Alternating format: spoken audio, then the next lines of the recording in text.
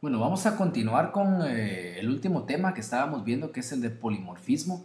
Vamos a repasar únicamente los tres tipos de polimorfismo que se pueden destacar, particularmente viéndolos con un ejercicio, uno para cada tipo en Java. El primero que vamos a ver tiene que ver con la sobrecarga de métodos y solo a medida de repaso, yo les comentaba que la sobrecarga de métodos ocurre cuando un mismo método está escrito o descrito varias veces dentro de una clase.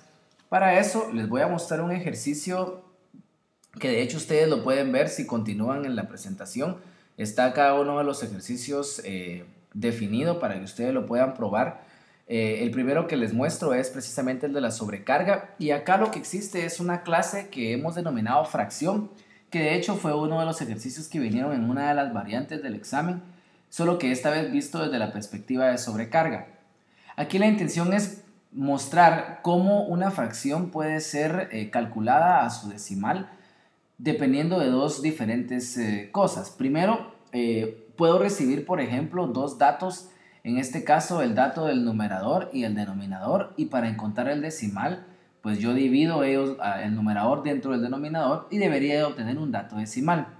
Ahora, la otra cosa que puede ocurrir es de que me venga un dato, una fracción mixta. En este caso, no solo voy a necesitar el numerador y el denominador, sino que también necesitaría el entero para poder calcular el decimal.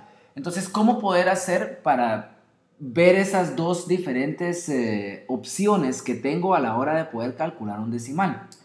Entonces, lo que vamos a hacer a continuación es que vamos a pasar ahora a ver el ejercicio. Si ustedes se dan cuenta por acá, tenemos una clase que he definido como fracción, que obviamente ustedes la ven acá.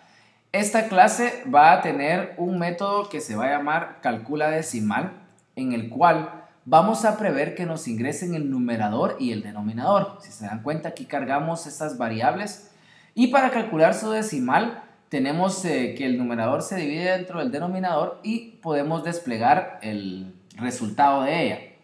Ahora, ¿qué pasa si nos quieren dar tres valores en vez de solo dos?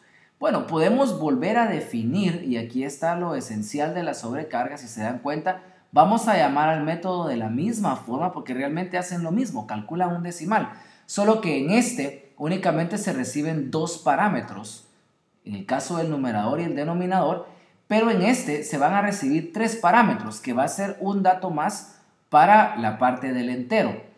Una vez se reciben esos datos, se vuelven a cargar las variables y esta vez para calcular el valor decimal al entero le sumo la diferencia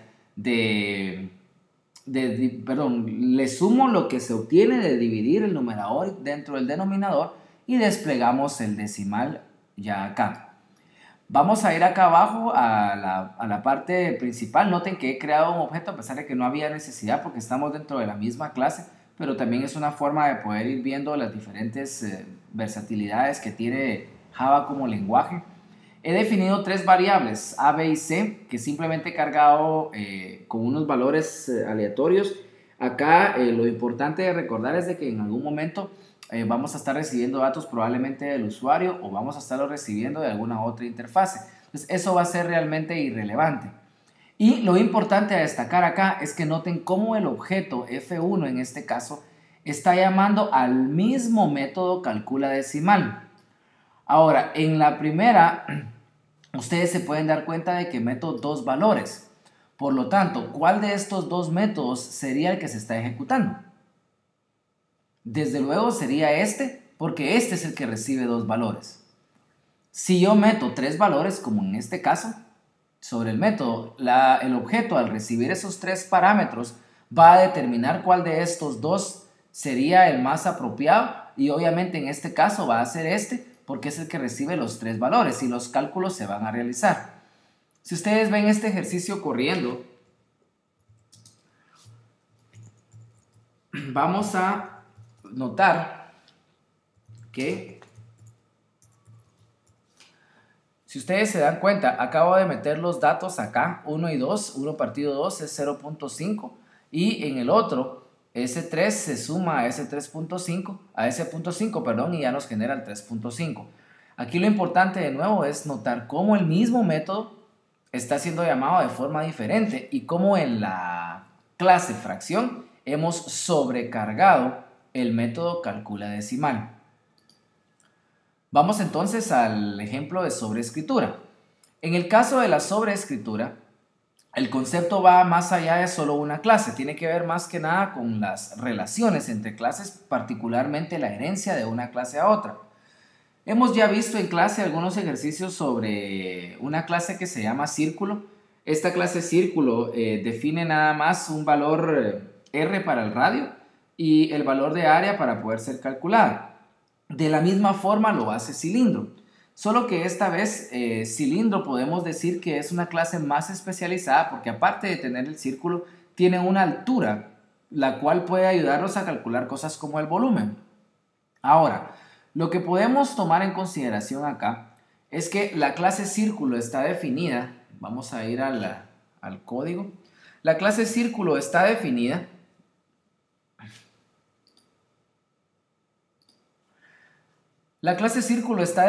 por acá con las variables que yo he denotado y yo calculo el área de ese círculo utilizando esta fórmula o ese procedimiento. Cuando el cilindro hereda de círculo, obviamente heredó también esa estructura y más importante aún heredó este método. Ahora, el problema que existe con un cilindro es que el cálculo del área del cilindro no es el mismo que el cálculo del área para el círculo. Por lo tanto, eso que recibí no me sirve de mucho porque realmente no es la forma de hacerlo. Por lo tanto, como no me gusta o como no me funciona el método calc-área tal y como viene, lo sobreescribo. Y yo planteo acá cómo el cilindro calcula su área y noten que obviamente el procedimiento es diferente y por lo tanto lo que estoy haciendo es sobreescribiendo. Resumiendo entonces, la sobreescritura se refiere a que cuando una clase hereda de su clase padre la estructura y la interfase, si la interfase o los métodos que vienen no me son de utilidad tal y como están, yo los puedo sobreescribir. Y es el caso de este ejercicio. Si ustedes ven el ejercicio corriendo, vamos a notar, vamos a ver aquí, vamos a notar que lo único que he hecho en la clase principal ha sido crear un objeto que se llama sil1, que está por acá. Este objeto sil1 viene de cilindro, por lo tanto el cilindro, aparte de ser un círculo que puede calcular todo esto, podríamos agregarle otro método por acá que se llamaba calcula volumen y hacerla más especial. Pero acá el ejercicio nada más lo que nos plantea es que ingresamos el dato 2 para poder calcular el área de ese círculo y así generarlo. Y podríamos tener por ahí ya los datos definidos. Si ustedes corren este ejercicio, vamos a tener el cilindro y su valor del área una vez lo tengamos por acá definido, ¿verdad?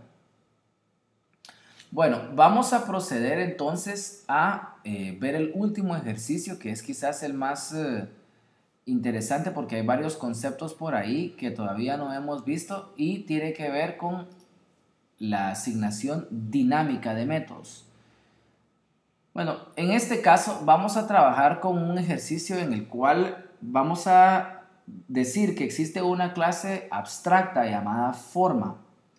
Esa clase abstracta tiene o define, mejor dicho, una variable longitud, una variable área y el método calc-área. Pero como ustedes se pueden dar cuenta acá, únicamente lo define. Porque como es una clase abstracta, va a pretender que sus subclases sean las que implementen cada uno de los métodos. Ustedes se dan cuenta en este siguiente fragmento de código, ustedes van a notar que hay dos métodos. Hay un método que se llama cuadro y otro método que se llama calc-área. Ahora, este método cuadro que estamos viendo por acá se conoce como un método constructor. ¿Por qué se llama constructor? Primero, porque lo hemos nombrado igual que su clase padre. Si se dan cuenta, la clase se llama cuadro y el método se llama cuadro. En este caso, lo único que hace este método es recibir el lado o el único lado del cuadro o un valor, mejor dicho, y asignarlo a una variable que se llama longitud. Ahora, ya cuando implementamos ese valor o ese método de calcárea, procedemos únicamente a multiplicar esa longitud que recibimos en el método constructor y elevarla al cuadrado para calcular su área. Y entonces esta función o este método por acá va a retornarnos este valor calculado aquí. Y lo mismo ocurre con triángulo. Se genera triángulo que proviene de la clase forma.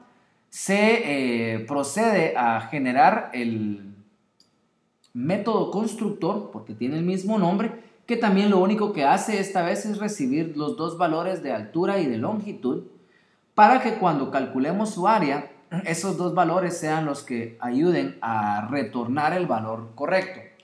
Ahora, hasta el momento quizás lo destacable es el tema de los métodos constructores, que en este caso lo único que están haciendo es recibir los valores.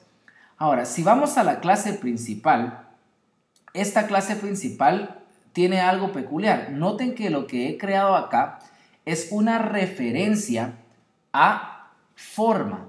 Ahora, ojo, forma es una clase abstracta y una de las características de las clases abstractas es que no pueden instanciarse, no pueden crear objetos.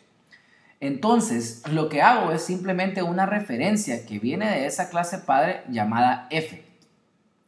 Procedo a crear dos objetos, ¿ya? Triángulo y cuadro, llamados C1 y T1, y luego, a conveniencia mía, hago que esta referencia se haga al objeto C1, que es un cuadro. Si yo quisiera mostrar el valor que genera al calcular área de ese cuadro, yo puedo venir y desplegar en pantalla, y noten que llamar a calcular área con esa referencia, es decir, con F. Aquí calcula área no la estoy llamando con C1, sino que la estoy llamando con su referencia F. Después puedo hacer lo mismo para calcular el área del triángulo, de nuevo con F. Y noten que simplemente con atar esta referencia al objeto, yo estoy utilizando las propiedades de las subclases. Recordarles de nuevo que f no es un objeto, no es una instancia, sino que es una referencia. Y acá ustedes pueden ver el potencial de poder referenciar a conveniencia cada uno de los métodos que yo prefiera de las subclases. Ojo, ¿verdad? Que también tienen que estar asociadas a través de la herencia. Si nosotros vemos el ejercicio, por acá ya lo tenemos definido y lo podemos compilar y correr para ver que nos funcione apropiadamente. Les sugiero que ustedes hagan esto también en casa para poder determinar y comprender a totalidad los conceptos que hemos visto el día de hoy, y cualquier duda pues pueden escribirme para ir tratando de amarrar todos esos conceptos que tal vez no vayan quedando claros. Y si se dan cuenta acá, el área del cuadro, dependiendo del valor que le ingresamos a su método constructor, están determinados acá. Pero como les explicaba, noten que estos valores no se están calculando en base a T1 ni a C1. Se están haciendo las referencias en base a F, que es como ustedes pueden notarlo por acá. Entonces, de nuevo, les invito a que practiquen estos ejercicios en casa. Traten la manera de dedicarle tiempo a esto e ir buscando otras formas de poder ir ampliando sus conocimientos en el ámbito de Java, y también poder ir utilizando todas esas técnicas que estamos viendo en clase para hacerlos obviamente mejores programadores.